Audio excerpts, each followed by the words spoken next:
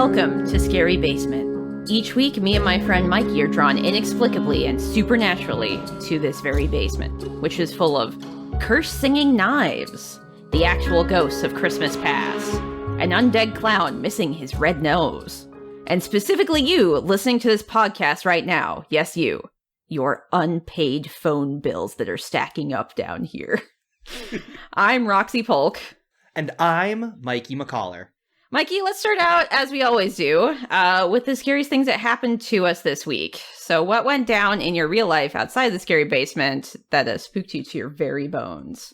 Roxy, this week I got really afraid of the Microsoft and Activision merger. Oh no, that is something to be absolutely terrified about. I should have picked that this week. That is awful. Yes. I'm just like, corporate consolidation makes me scared. Me too. I want to be hired by... Bethesda. They bought Bethesda like last year, and now they're buying Blizzard Activision this year. It's a lot. It's the same thing that happened to me when Disney and Fox merged. Everybody was like, so this is a big entertainment thing that's horrible. But I was like, nah, but it'll be kind of cool that now X-Men can be in Marvel movies. That's not what it is. And I'm kind of like, it's kind of cool that Microsoft is a much better run studio and will be better. Oh, they definitely are. Like, it'll improve employees' lives and all kinds of other things, I'm sure. Because, so I know several people who work at Microsoft and they have a pretty good time as far as I know. I've never heard, anything bad. It's just, normal office stuff. Mm-hmm. You know, they've got, reasonable benefits as far as I know. Yeah, so it'll be nice that the people who work at Activision Blizzard will get a normal standard of working conditions.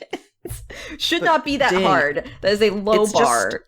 It's just scary when this looming threat of a completely consolidated future. No, I hate that so much. Eventually wrap us up, and we will have to pledge our undying loyalty to Phil Spencer if we want to make a video game. Yeah, he's gonna own all the video games, and then Disney owns all of the movies and TV shows, I guess. Mm-hmm.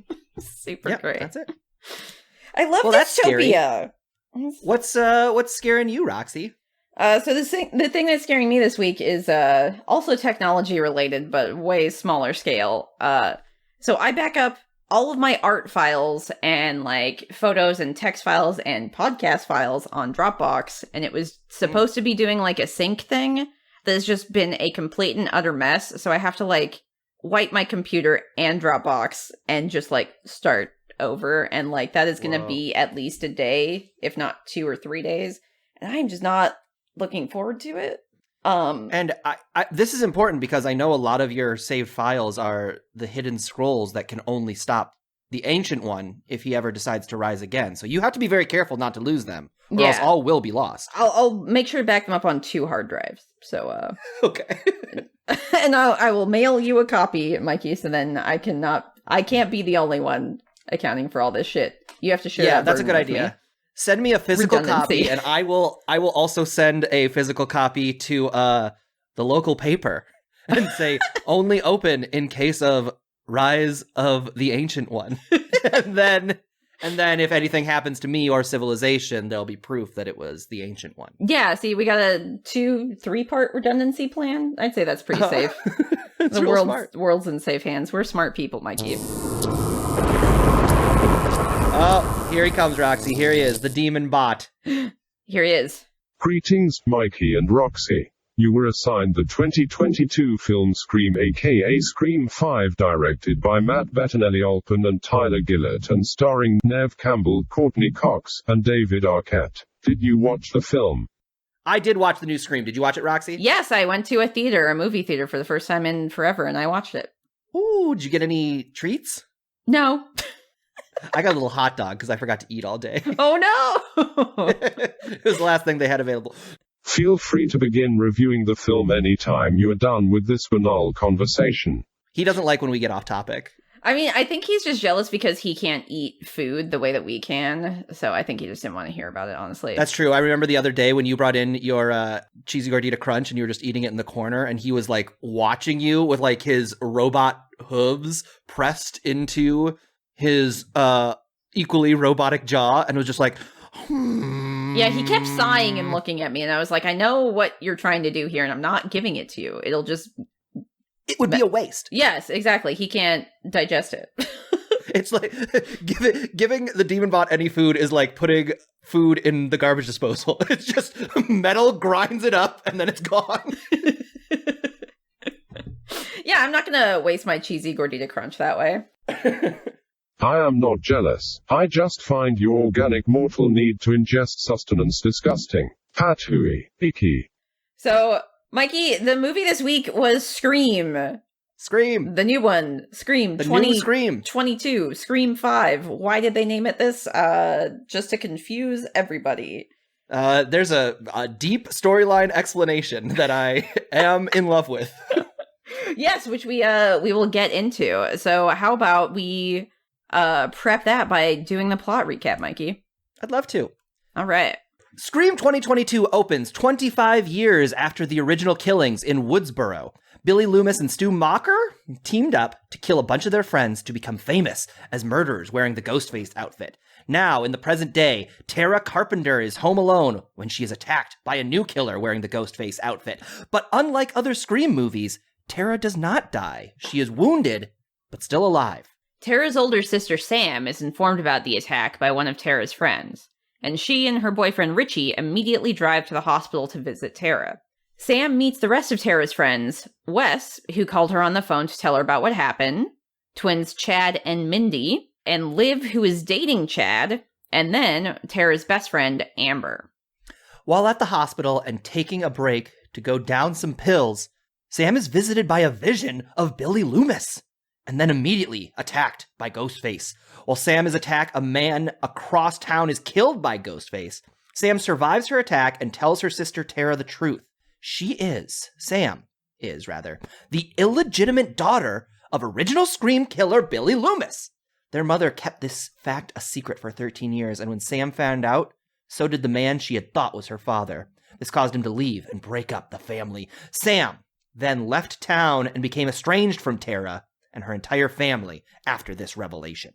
Sam and Richie visit Dewey, who has now quit the police force. He's no longer the sheriff, and he's become a recluse in a sad little shabby trailer. He's also no longer married to Gail and relatively just not doing great. However, while Dewey initially tells Sam and Richie to get lost, he eventually decides to help them, but not before warning both Sydney and Gail not to come to Woodsboro over the phone. Sam, Richie, Dewey, and Tara's friend group meet up at Chad and Mindy's house. There it is revealed that Chad and Mindy are the niece and nephew of legacy character Randy Meeks. So wild. And the man who was across town and was killed turned out to have been related to Stu Macher. This means all of the attacks are related to people with connections to the events of the original Scream. Dewey tells them that one of them in the room is the killer, as it's always someone in the friend group who is the killer in the Scream movie. But when all fingers are ultimately pointed at Sam, she gets angry and leaves. Ghostface then murders Wes and his mother, who is Sheriff Judy Hicks from Scream 4. In the aftermath, Dewey and Gail meet up for the first time in years. Gail got a top job in New York, and when Dewey followed her there, he couldn't make it in the big city, got scared, and left, and that's why they're no longer married. Sam then gets a phone call from Ghostface, forcing her to choose between her sister and her boyfriend, who are both incapacitated at the hospital. Sam and Dewey race there, and then they are able to attack Ghostface in time and incapacitate him. However, when Dewey goes back to shoot the killer in the head to make sure they're dead, he is tragically killed. Ghostface says it was an honor, although Dewey's assistants saved Sam and crew, making it a noble death at the very least. Sydney arrives in town, and she and Gail are heartbroken over Dewey's death. However, Sydney knows what needs to be done. Sam needs to team up with the two of them and take out the killer, because if she doesn't, they'll come after her anyway. Sydney knows how this rodeo is handled. Sam wants to prioritize her sister instead and chooses to leave. However, on their way out of town, it's found out that Tara's inhaler is missing. The closest place to get the inhaler is at the BFF Amber's house, so they head over there. Amber's house is party central, folks. They are throwing a huge party to honor the newly dead Wes, which is what I want in my Absolutely insane. When Sam and co. arrive at the party, it ends, everyone leaves. Chad and Mindy are then stabbed by Ghostface when they're both alone. Sam then finds Mindy, who luckily does not die, but instead passes out. And when the others see her covered in blood, suddenly everyone is pointing fingers at one another to find out who the killer is. This is when Amber pulls out a gun and straight up shoots Liv, revealing herself to be the killer. Chaos ensues. Sydney uses a tracker on Sam's car to find her location. She and Gail now follow them to the house and learn to their absolute horror that it is Stu Macher's old house, the house where the original events of Scream 1 ended. Amber feigns being attacked, but it doesn't work. Gail is then shot, and Sydney pursues her into the house. It's then revealed that the second killer is Richie, the boyfriend. He stabs Sam. Richie and Amber then take Sam into the kitchen, like the events of the first movie. And these crazed killers reveal that they are absolutely insane fans of the Stab movies, the in-movie meta movies about Scream. They met on a Reddit forum and were disappointed with the direction that the series was going and decided to take matters into their own hands. What these killers want to do is make a new story for new movies to be based off of. And they plan to frame Sam as she is Billy's lost daughter. Just then, Gail shows up and shoots Amber, who falls onto the stove and burns alive. Meanwhile, Sam, while hallucinating her dead father Billy, finds a knife and gets the upper hand on Richie, brutally killing him. A burned Amber, of course, attempts to attack them all, but she is shot to death for good, this time by Tara. Tara and the Meeks twins are then sent to the hospital. They made it out alive. But before Sam follows her sister to the hospital, she takes a moment to thank Sydney and Gail for their help in the scuffle. Gail says that these killers can die anonymously and that she refuses to write a book about them this time. Instead, saying she wants to write a book about Dewey, who was actually a good man. Sam then asks Sydney if they'll all be okay, and she says yes. Yes, they'll all be okay. Aww. And that was Scream 5, Scream 2022. Scream the new one. Let's talk real quick about that title, because I was discussing this movie with somebody and was like, they should have just called it Scream with a 5 as an S. And they make that joke in the movie. Yeah. Richie, the guy who ends up being the killer, pretends to not know the Stab movies. So there is a scene where he's like watching a YouTube video. Yes. Explaining how bad the last Stab movie was, how it was Stab 8, and they should have just turned the B into an 8. And they didn't. And why? And this is something that was making the fans angry. Yes, yeah. And also that scene, so you're bringing that up now, so we should talk about it now. One of the videos that they used, like, this is one of the things that made me wish I'd been in the theater alone, because I would have been like, oh my god, and like pointing out loud if it had just been me. They show these YouTubers who I watch, they're the dead meat people who do like kill count videos on YouTube. Oh. That's fun. And that was very funny. I went to like go rewatch. They did like a tour of the Scream house and other stuff like on their channel. But I was like, that is so funny that like I know how much those people care about like horror movies and stuff. And for them to be featured in this movie, I can't even imagine like how excited they are about it. And also it was just like, what? They were actually like looking up people who are fans and stuff for that. Like it just gave an added layer of, oh yeah, the people who made this movie really do give a shit, don't they? That's cool. Yeah, it does seem like this movie, like, and I think that the opening scene, I guess, just to start from the very beginning, Tara, who seems to be taking on the Drew Barrymore role, talks about how the kind of horror movies she likes are not Stab movies, but The Babadook, and It Follows, and the kind of movies that we cover here, because they have thematic resonance. They are not just about events happening. And I was like, dude, Tara's my girl. Yeah. Tara would love Scary Basement. Exactly. Yes. And I think that's one of the great things, too, is that, like, the Scream movies are very fun and entertaining on their own. And they're, like, extra fun for people who like horror. But they're not trying to be anything more than they are. They're not trying to be, like, I don't know. They're not trying to say a bunch of more complicated things, which is fine. Not every movie has to be like Babadook levels of introspection, you know. And they know that, and they're fine with it, and they're like, yeah, we're just gonna have fun with what we are. It's a fun time.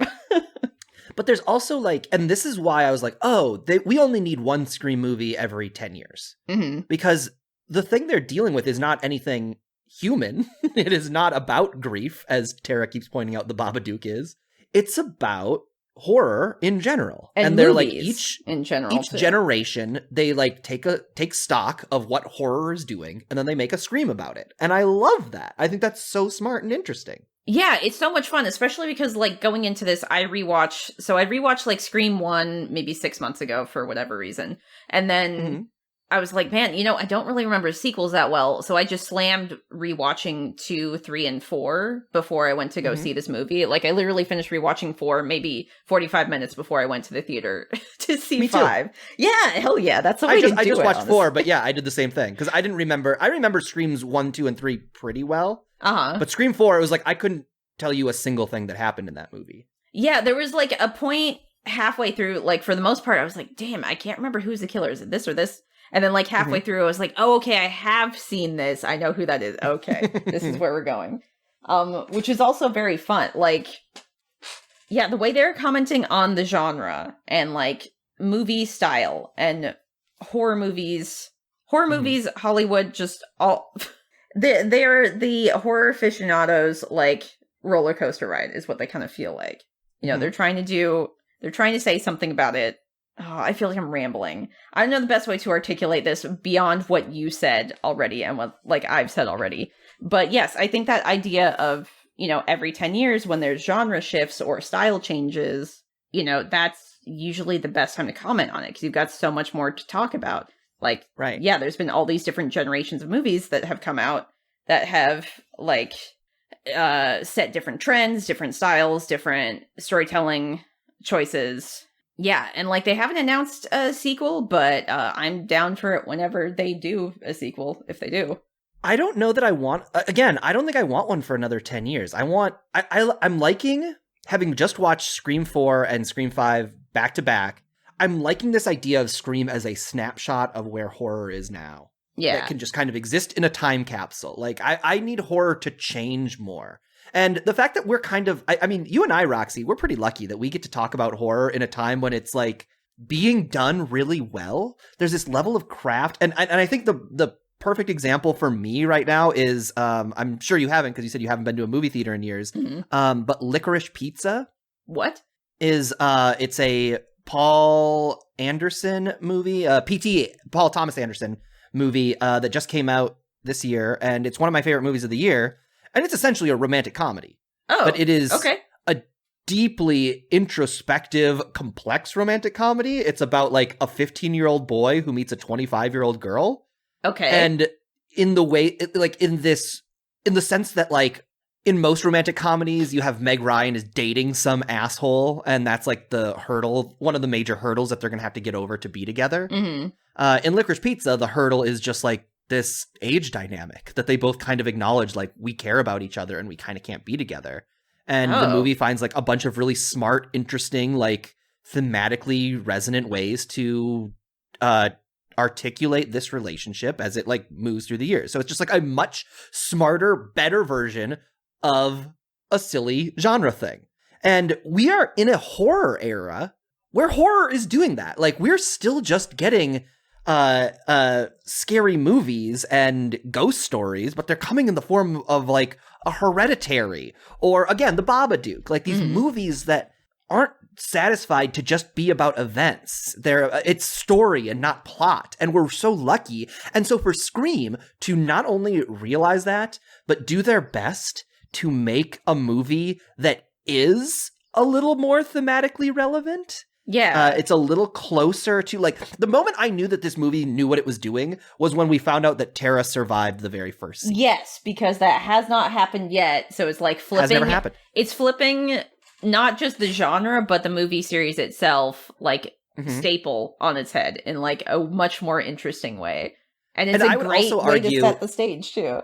Yeah, no, I would argue that, like, the fact that they took this relationship and, like, the movie was based, like, functioned off of this relationship, these two sisters. Yes. Yeah, it's the main, like, and emotional heart of the movie. Them and Dewey, right. I would say. It's like, therefore, the emotional core of the story wasn't thrown away in the... like, it was them saying, like, we are not thinking about these characters as disposable, throwaway nothings. Yeah. Like, when they die, it has consequences. And they even make a point, like, at some point, like, Gail Weathers or something is talking to the killer on the phone.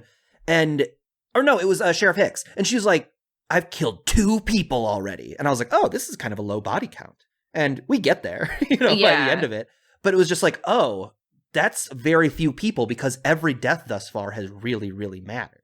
Yes, and I think that's a big deal, too, with, like, killing a legacy character. Well, like, one of the things that makes Scream 1 through 4 so much fun, I mean, maybe at the time when they were coming out, it didn't feel this way, but, like, Sidney, Gale, and Dewey feel like they have plot armor, so it's like, what are my friends going to get into in this ridiculous journey? This ridiculous And again, they do play trope. that at the end. Even after Dewey is dead, when Sidney and Gale are just like, you want to kill her? I'll kill her. Yeah, and also, like, one of the things, this is jumping to the end, but, like, Sam has been, like, stabbed and the knife has been twisted in her gut real bad. Gale has been shot in her gut real bad. And Sidney has also been stabbed in the gut real bad. All in the same spot, like the left side of their gut. And they just, like, patch it up. They, like, put a Band-Aid on it and they're, like, fine. Yeah. They're not even the ones going to the hospital. They're just fine. Because they have, one like, of those things that, like, the Scream visual vocabulary is that, like in real life, if you get shot in the shoulder, like, your arm is probably going to stop working. Like, you are you have a strong likelihood of getting infected. You could hit an artery that bleeds out. But the vocabulary of movies is getting shot in the shoulder, you're going to be fine. Yeah, it's not your heart. That's okay. Exactly. And I think in the vocabulary of Scream, when somebody gets stabbed in the stomach, it's them telling you they're not dead yet. Yeah. And so having like that sense of security then like stripped away when they legit killed Dewey, like I was clutching my bag like in the theater, like, oh my God, they actually did it. I was like, is it a fake out? But then they show his face and he is very, very dead. Yeah. And then he, the like, characters has his deal guts with that. Fall out or something. It's like they're like making it very clear, like, we have killed that. Yeah, guy. Exactly. They want to make sure that it's not something you can go back from. Which is really sad because it's kind of like he's in a shitty place, and then even though he's in a shitty place, he drags himself out to like help these people because that's who he is like as a character.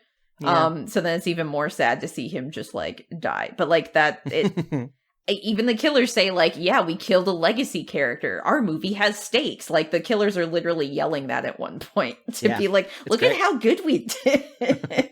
I also really loved it's been an honor that the killer says as he killed Louis. Exactly, because like they understand the stakes of how important this character is and how long they've been around, and like, oh yeah, you're the one who actually gets to kill him. That is a big deal. And that's why it's a big deal too when like that same killer who's Amber's the one who killed Dewey. She's like, oh, I get to kill Gale too. I get to do them both. Yeah. And she's like maniacally, that actress does such a good job at like shifting her face to look like so demonic when she is just like into being the villain. Let's talk a little bit about who ultimately ended up being the killers, because it was this bizarre situation where like I was like, no way is Amber the killer, because they are hinting very strongly that she is the killer. Yeah. And the fact that they like the reversal of expectations in this one was that they didn't reverse the expectations. They also take a moment when they first meet Dewey, oh my God, where he says, double check that your boyfriend is not the killer. Yeah, and she's like, how long he have hasn't you even seen the movies. Yeah, exactly. And it's really funny because they're like, yeah, man, Dewey got it in one. He knew it was me, but you guys didn't listen. Yeah. So that's another like good send off for Dewey too. Like he was right. Let's get into a little bit of what ultimately the villainous motivation is and why like I think this movie is works for me so well. The reason the killers are doing this is because they're so angry about what their franchise has become. And like toxic. They use the word toxic too. Yeah. They are toxic fans. Yep. And they are they use a bunch of horror examples, but I think the example that sticks closest to me is Star Wars. How like toxic fans were so upset that like a Mary Sue was inserted and they get to talk to legacy characters, but also like you got to kill them to show that there's stakes. And yeah, but like if you had interacted with them too much to mess things up, then you know people would have complained too. It's like they would have complained no matter what you did, basically. So these characters are out here murdering people because they didn't like the new movie.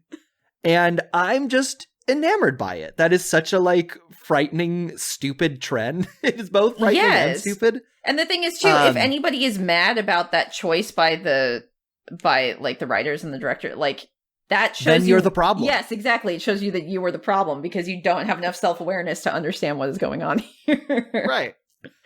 It's just like a perfect checkmate. Like, go ahead and argue that you hate this movie. Incel. Like, you're an incel. You can't sorry, you either like this movie or you're an incel. I don't care what your actual sexual situation is. That's the math that we're doing. Yeah, now. It's like basically feeling like they are owed something. It's like what fans think they're owed. Yes. And what they're demanding from, like, you know, nothing.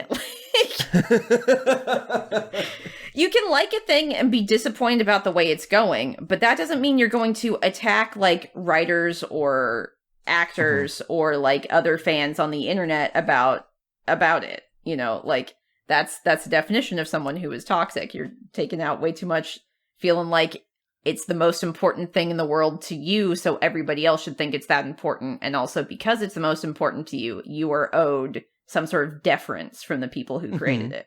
It's like, no, that's not how that works. Not how it works, buddy. It's really not. Sorry. So we're kind of talking about it now. In terms of like the big idea of the movie, I think it is very much a critique of fan culture. I think there's a lot of just like loving homage to the kinds of horror movies that are coming out now. Again, and the movies that came before it. Like, I feel like they paid so much. Movies, I feel like specifically they paid so much respect to this Scream franchise. And I mean, in case you guys can't tell, I really like this movie. I enjoyed it a lot. I thought it was very good. So I felt like they paid a lot of attention. They really gave a shit. But then also, Mikey, as you're talking about, a greater commentary as a whole on like horror as a genre and horror right now. It also feels very like respectful and reflective of that too. What would you say is the again, what we always talk about, like the deep human fear that this movie is poking at? What is scary about Ghostface and these games he plays over the phone with teenagers, and also jumping out from when they open up the refrigerator? Oh my god. Okay, we'll have to talk about that too at some point, that entire scene in the middle of the movie. I think for our character's journey, like for Sam, her whole deal is like not letting her past determine her present, and then to an extent kind of accepting that when like her illusion, her like vision of her ghost father tells her there's a knife there, go get it and fucking stab the shit out of this person who is trying to kill you, and she does it. Yeah. So like, it is very brutal, and I love that they did it. But it also shows that she's to an extent like accepting a part of like that is a part of herself and moving forward as well. Right. She's being made whole by the end of that. Yes, exactly. So I think that's kind of like the character arc. But if we're talking about like the kind of meta idea of it too, I think to a degree that's also happening as well. Like, I feel like they gave a good send-off to the legacy characters while setting up what could be the franchise, like, direction. You know, like, those two sisters, their dynamic, that feels like there's a lot they could dig into or twist or change or work with. It really feels like Sydney and Gail are, they did their part, they passed the torch, and that's it. So I think, I don't know if thematic is really the best description. I don't know. What do you think, Mikey? I think maybe I don't have the clearest idea of that on a meta level, I guess. Would you say that would be a big idea, or just a thing it did? No, you're exactly right. That is very much like the idea of this. I would say the core thematic of this movie is so meta that it's like hard to pin down, because it's just about like floating through the world and also acknowledging that Scream and now named Stab is a part of the world also. And I think they do a really great job of that. For me, what's so scary, and something they get into a little bit with like the Tara and Sam relationship, the sister relationship at the core, is this idea that any one of your friends could be the killer, and you could be having this casual conversation with your friend and they're secretly thinking about how they're going to kill you. Yes. Yeah. And I think all of them deal with that, right? Because like that's the thing, that the killer is always one of the people in the friend group. To me, it gets into like a little bit of like conspiracy theories. There's almost this virus of fear that starts affecting you and starts affecting your relationships. Yeah. And I mean, I feel like we see this with like QAnon and anti-vaxxers. It's just like when you let these ideas percolate inside of you, like if you're a hammer, the whole world's a nail, and if you live in Woodsboro, the whole world's a killer. Like, yeah, that's scary. That's scary to me. This idea that we could like lose ourselves. And I think what was so beautiful to me about the moment where Sam reveals she actually let Tara go, she cut her free, is like she rejected that fear. She said, "You are trying to impregnate me with this idea, and I say no, and I am my own person." Yes, I like that a lot. I do like that what too. A good movie. It sure is. Roxy, I got a question for you. All right, what is your question? Stab 8 in the movie universe, Stab was bad enough that it made Richie and Amber kill all their friends. I'm wondering, is there a movie for you that maybe wouldn't make you that mad? But what movie sequel most upset you for how bad it was?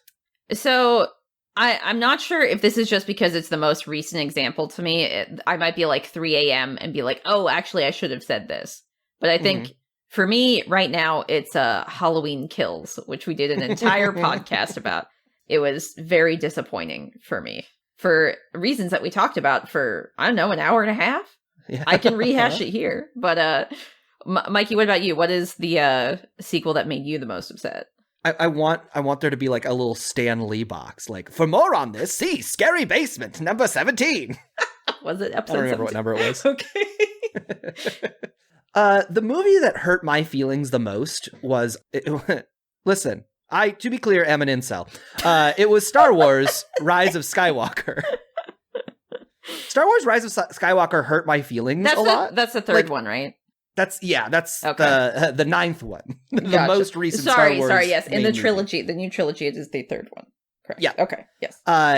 It is weirdly a movie that is just about how bad the last movie of the series was. And I'm generally so much time okay referencing that or doing that instead of being its own thing. Yeah. Sorry. Well, go ahead. Yes, sorry. That sucks.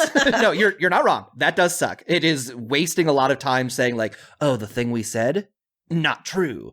It's like, I know I said your parents were nobodies, but actually it's this main character from the Star Wars franchise. Going to improv classes and shows for as many years as I have, it's like, no, you don't get to just say what the last guy said is not real. Yeah. You don't get to do that. Like, a good creative partner listens to that and then makes decisions based off of that. So that pissed me off. The reason I'm actually not an incel is because I really loved The Last Jedi. I think that's a beautiful movie that is about like smashing the conventions of Star Wars, and that it has built over all this time that Rey is not a Star Wars character. She is not a Skywalker. She's not a Palpatine. Yeah. She's not a Solo. She's just her own person. And that kind of person can inspire others to like you can, fight for good. Like, greatness can come from anywhere, is what it feels like the theme of that is. And I think that is beautiful. And then it smashes that beautiful theme to just be like, no, actually having like a cool name that is really important is actually the most important thing. So if you don't have an important name, you're a nobody, actually. Mm-hmm. So everybody watching this, you're a nobody. Does that make you feel good?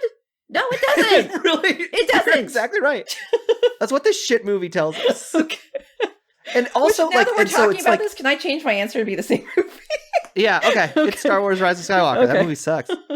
If it had just been that, but like in its own way awesome, that would have been fine. But it's also just like really dumb. like they will kill Chewbacca. Like Chewbacca gets on a ship and the ship explodes. And then like half a scene later, they're like, Chewbacca was on the other ship. He's fine. Oh, don't worry. Yeah, that's right. And I'm just like... God, I thought so much of that movie, and it's like, I'm not someone who is really invested in that new trilogy as much, so I think that's probably why this didn't come to mind, because like I said, I do think the themes of the second movie in that series are great, but like, it didn't really hit for me, even from the first movie. Like, it was fine, I was gonna make sure I watched it, but yeah, to like, do that, like, but I just want to point out that. Like, it can still get me heated about it. Just thinking about it. It's upsetting. But to be clear, Roxy, you and I have no intentions of killing anyone to get a better Star Wars sequel. Oh, no, definitely not. Right? Now I just realized this could be a manifesto. Are you guys going to do a Ghostface murder or Darth Vader? Well, we would have to do Darth Vader, right? We would have to dress up as a General Snoke Okay. and start corrupting people to the dark side. We're getting too far into the meta. Roxy, on a scale of 1 to 9, because the number 10 does not exist in the scary basement, how likely do you think the events of Scream 2022 are to happen in real life? So I said 5 out of 9 Redditors teaming up to do a murder.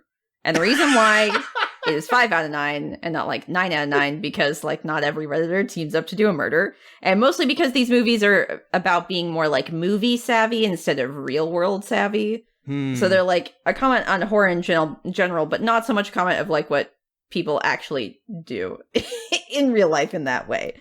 That's a good point. Redditors complain online. They don't do anything in the real world. For the most part, yeah, but then you're going to have ones who will from time to time, and then that's a fucking nightmare.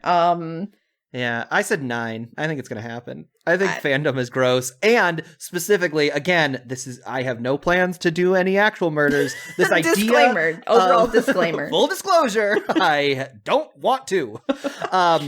But I do like this idea of looking at your lens and being so pop culture poisoned, of looking at your life through the lens of this is, for me, it was sitcoms and not horror movies, but like looking at your life through the lens of the entertainment you love so much. Oh, yes. And just being like so fucked up that you can't like acknowledge real life. You're just like, but it's actually storytelling.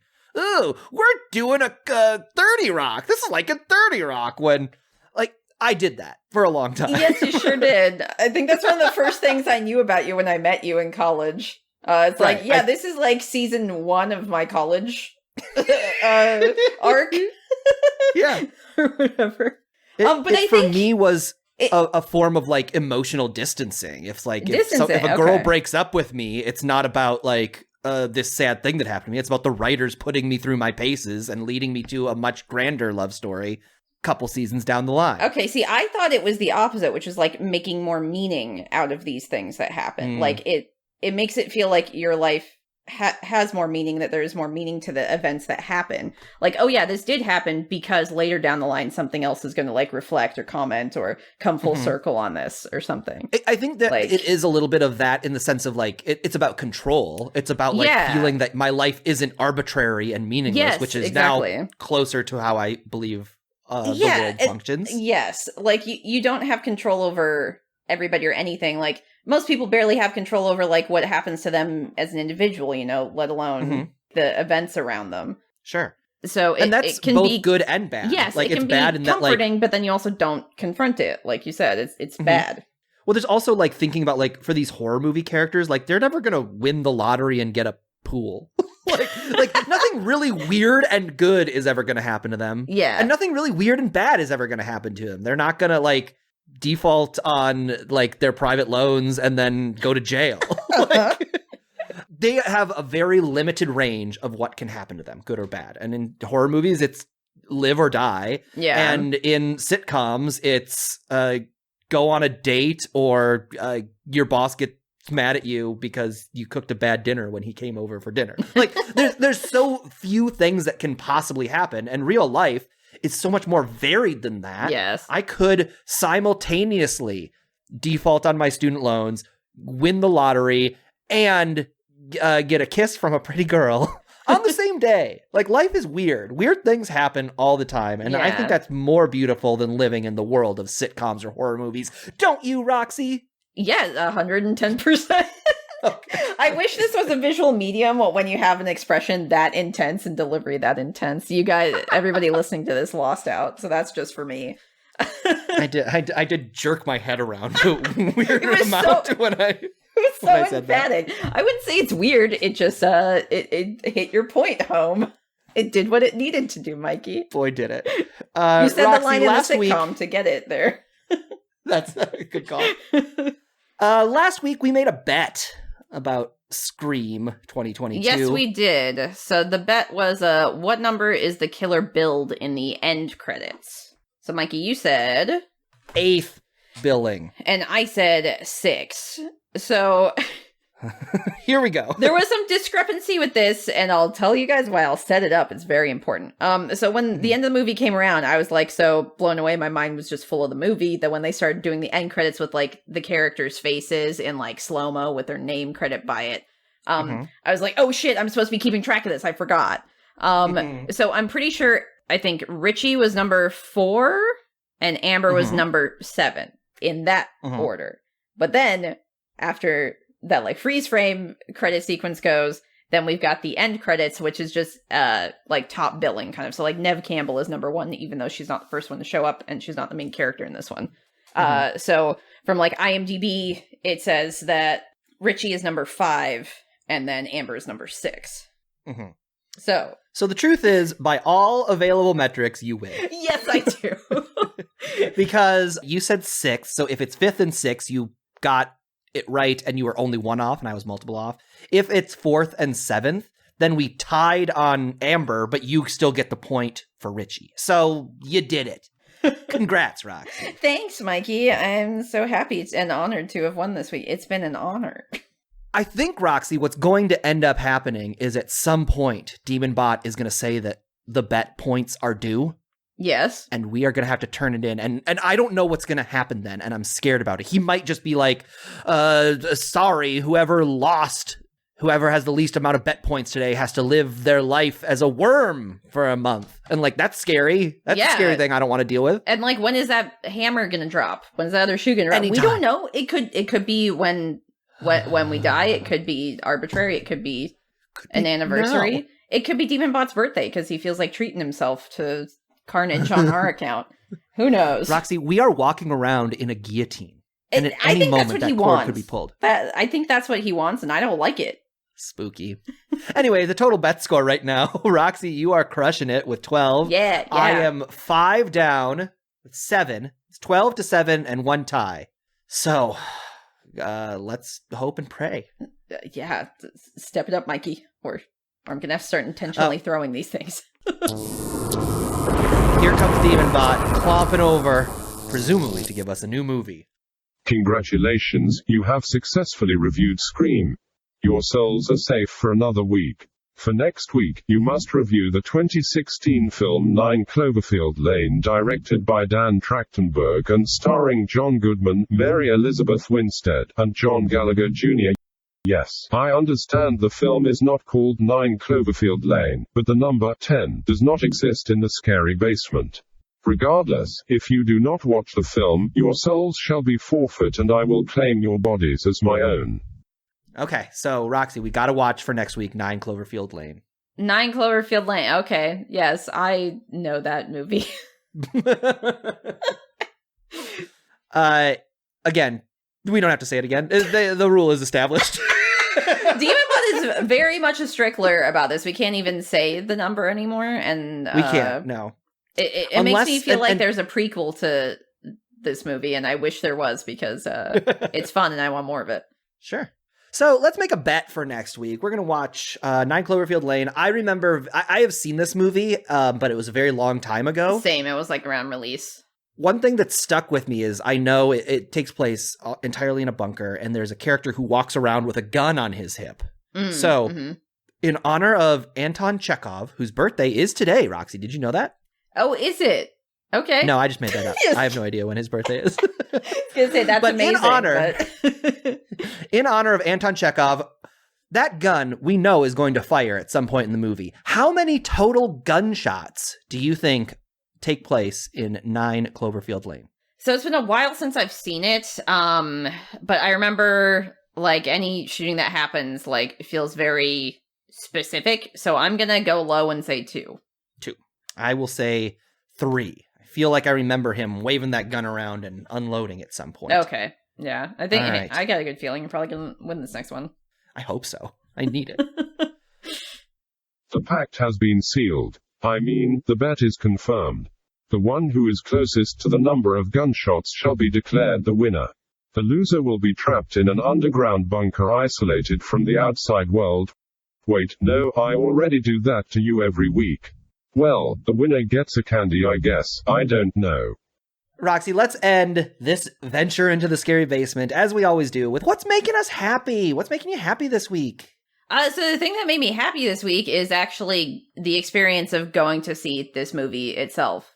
Oh, yeah? Yeah, basically, good. It was like on, also like the experience surrounding it, basically. So it was a Friday. I went to like a matinee movie. I almost had the theater to myself, but like the people, there was like a couple in there who were like further behind me, so I couldn't even see them. So it like felt like I was the only one in the theater.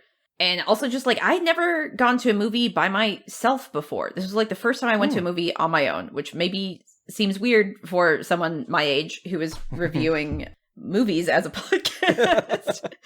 But like at first I was like, man, am I gonna like feel really lame or like really uncomfortable by this? And I was like, no, I feel empowered by it. I'm doing this thing on my own. And then it was like at a mall, so I was like, I'm gonna go shop at a mall. I bought a fucking Ghostface t-shirt at Hot Topic like a cool teen. I don't give a fuck. And then afterwards I discovered there was like a new bakery that had opened at that mall because it had been so long since I've been there. And it was like this delightful Korean bakery. And I picked out like, I don't know, 8 different cool little breads to try. And then like 3 of those is my dinner when I got back. And that was wonderful. I had like a great day. I remember walking to my car being like, what a great day this was. I was having a really shitty, crappy morning. And I had no idea I was going to be having so much fun by the end of this day. So good job, me. Roxy. You bucked yourself up. I sure did. What about you, Mikey? The reason I laughed so hard when you said what was making you happy was because yours was about Scream and mine is also about Scream. Oh my god, what a delight. We both went meta for the Scream that's making us happy. Who knew? Mine, what's making me happy is Scream 4. Oh, okay. And in a broader sense, movies in general. Yeah. Because I love the first 3 Scream movies so much. But like Scream 4, I definitely saw in theaters when it came out, but I didn't really remember it. Okay. And so I was like, I had kind of a similar situation where I had to go to the theater to see Scream. And I was just like, I gotta watch Scream 4 before I do it. And it was kind of daunting to me. It's something we've talked about, not in the Scary Basement, but before. It's like, I kind of get stressed out knowing how long something is. So I'm much more likely to start just like a 10-minute YouTube video and then watch 8 hours of YouTube as opposed to sitting down to watching a 2-hour movie, because a 2-hour movie feels daunting. Yeah, and you're like ahead of time saying you were giving in that time investment. So it's like, if there's anything else I had to do, I can't do it. Yeah, it's very much about like I have the potential to, for 10 minutes, watch a YouTube video and then go be productive to go do yoga or something. Yeah. But I'm not likely to do that. What happened to me yesterday night when I watched Scream 4 and then immediately after Scream 5, I was like, movies rule. And I should be less afraid to just like watch a movie, because it was really, really fun to watch 2 movies in a row. Hell yeah. And I was like driving home and was like, I'm going to watch a 3rd movie. And I didn't. I fell asleep. Oh, okay. But I'm like, I have a movie that like kind of ties into a thing I'm writing right now. And I had this, I remember this movie that I hadn't seen in a long time.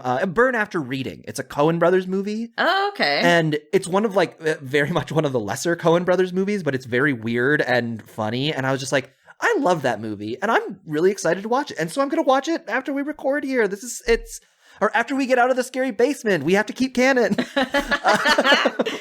But I was just like thinking about how much I love movies, and I've been watching a ton of them lately, and I'm writing one. And it's which is like, crazy and wonderful. What a good art form. What a good art form. Hell yeah. All right. Well, let's get out of here. Let's go watch Burn After Reading. All right. Let's do it. I've actually never seen that. So cool. Let's go do that. Each week, Roxy, the demon bot, hires a new monster to guard the basement door to keep us from escaping. And yet, each week, we still escape. This week, the guardsmen of the basement, let's just take a little look at what's outside. What do you see? Oh, Roxy, it's a minotaur. It's Okay. a big fat minotaur with a big fat axe. Is this the same minotaur? Have we run into this minotaur before? We've been down here so long, I don't even know. We have run into minotaurs before. They're Okay. definitely a monster I'm familiar with. Okay. But this minotaur is huge and lumbering. So we're going to defeat him, Roxy. Okay. With quickness. That sounds good. That's usually my favorite class to pick in. I've been running a lot lately. Have you? No, actually. Doesn't sound like it. Okay, well, bye! God damn it, Mikey, no! Wow, he's really fast, though.